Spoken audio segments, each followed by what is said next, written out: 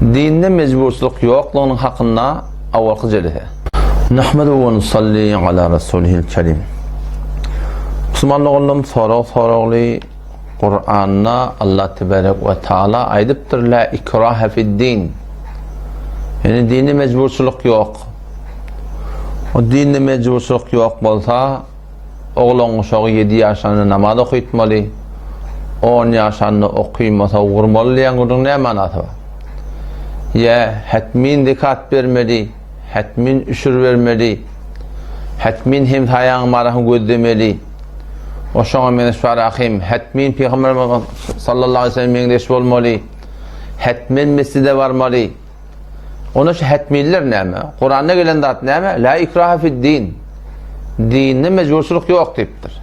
Emma bu zatlar hatmin etmeli, hem ödüňi mecbur etmekdiňiz. Bu hem bolmar diýmekdiňiz. Oğlan uşaklygy mecbur etmekdiňiz. Oğlan uşagyny hijaba mecbur etmekdiňiz. Ve namazda ve namaz cemaati mecbur etmekdiňiz. Onna bu necre bolýar diýip sorapdyrlar. Müslümanlygynyň iki zat adamdady hakykatynda gumrahya çeki. Bir beter öktölük. Diýsen ökte zehin, beter bir mutala etýän adam. Emma öz fehmine dayanýar. Öz düşünmine dayanýar, din düşünmekdir. Şular adamlar ummata kendileri berýärler. Ve ne kadar bilen nispet tümmel adamlar ki bularda düşünmeli adamların sanını koyup da varahim türe koşku berýärler. Şu iki cemaat şu ummata hemişe köpten köp derer beripdir. Odam şu taydan awval baştan sen Kur'an düşünjek bolsaň, çyn hudaýlykly, Kur'anlykly şeriata wara adam tapmaklyk gerek. Ve çyn hudaýlykly şeriata wara dünýä däldigine Resulullah sallallahu aleyhi ve sellemin sünnetine mutabak yaşamaýarlygyna şonu gözlemekdik gerek. Yani amal gözlemeli. Amal bilen adamlaryň bolup berşi dogrulyga egri saat bolýar. Şu taýdan benim Müslüman dogalym gurunşuň tüne ki Kur'any biz özümüz mana etmeklikden, öz kelläňe diýen aýtmaklykdan musulman bolandan soňra bir ulaqamyr günahkarçylyk. Peygamber Huda sallallahu mübarek sözünde gelýär, "Men fassara'l Kur'any bi ra'yi faqat kafar" diýipdir. Her kim Kur'any öz raýyna tefsir etse kafir bolýar diýipdir.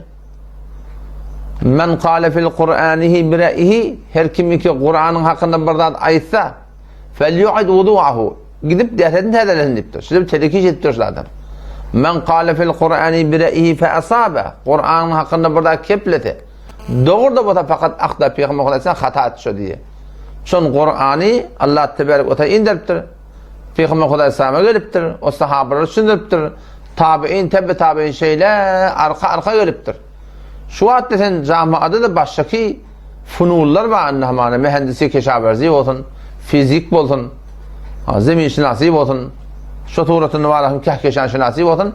Hiçbir adam serfen şu kitapları okuýmaklyk bilen hiç wagtda mutakassis bolmaýar. Hiç wagtda ehli nazar bolmaýar.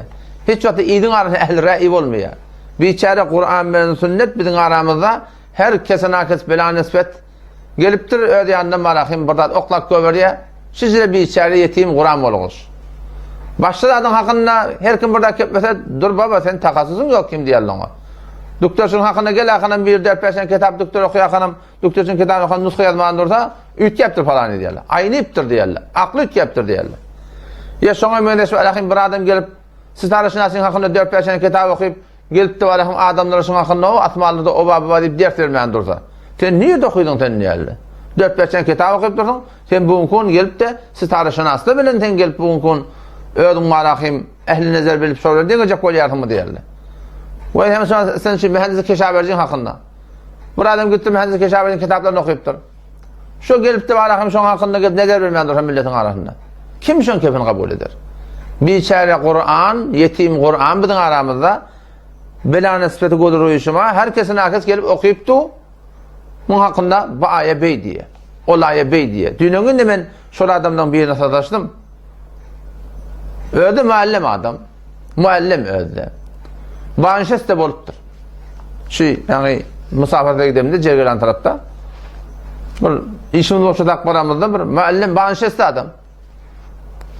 Onu diye Kur'an'da diye la nufarriqu beyne ahadin min rusulih diptir diye.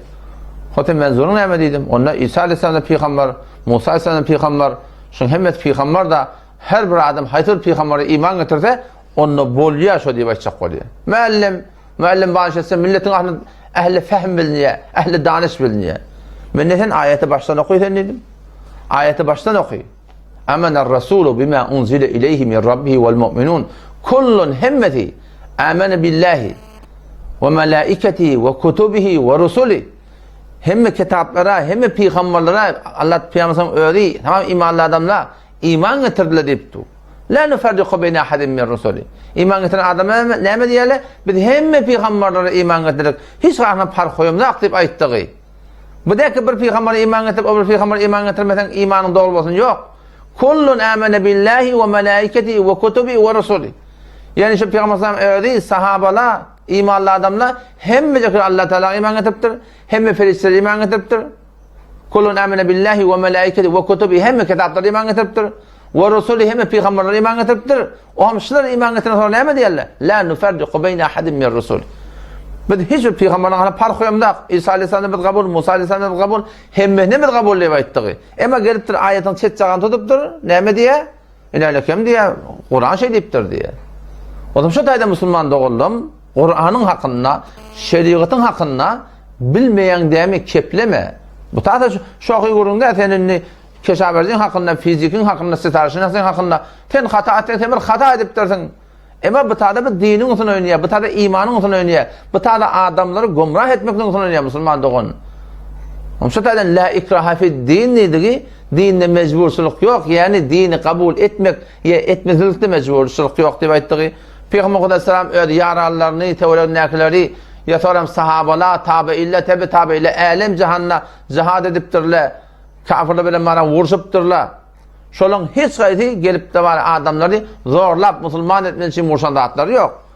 Olara hamana Fransa döwleti Fransaýalyk, Farazan döwleti Fransaýalyk döwlet bilen wurşupdyrlar. O şu döwletinde şoň hukumeti ki adamları dinin intikab etmeklikde azat goýmaýarmyşdyk. Sen şu musulmançylyk wara boljak ona şeýle goýmaýarlar da. Barıp şu döwlet bilen wurşup, şu döwletin gudratyny dewip, osam adamları dinin intikab etmekde azat goýýarlarmyşdyk. La ikraha fid din diýerler. Yani bir memlekete gelip musulmanlar piroz bolsa, aga her kim Mesihî boljak, Mesihî bolsun, Yahudi boljak, Yahudi bolsun. İslamyň jengine jengkay rahaý bagşdy diye. Bular şoňa eşara. Ki musulmanlar gelip urşýar, imana dawet berýärler, kabul etmese jezye diýerler, kabul etmese urşýarlar, şu döwletin hukumetini dewýärler, gudratyny dewýärler. Ondan sonra näme üçin dewýärler? Çünki adamları berdegi çekýärler, adamları bendegi çekýärler. Adamları Allah wala bolmakda azat goýmaýarlar döwlet Fransaýalyk.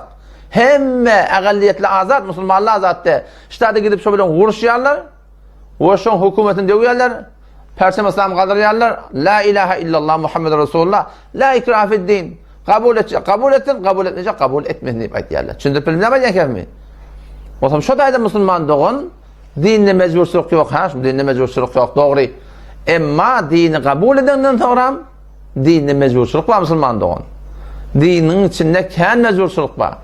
Ki inşallah Teala men bu gurrungy Allah Teala tawfik berse, başky jeleselerde de inşallah Teala men başardan mora açıklap inşallah düşündürem. Vesselamu aleykum ve rahmetullahi ve berekatuhu.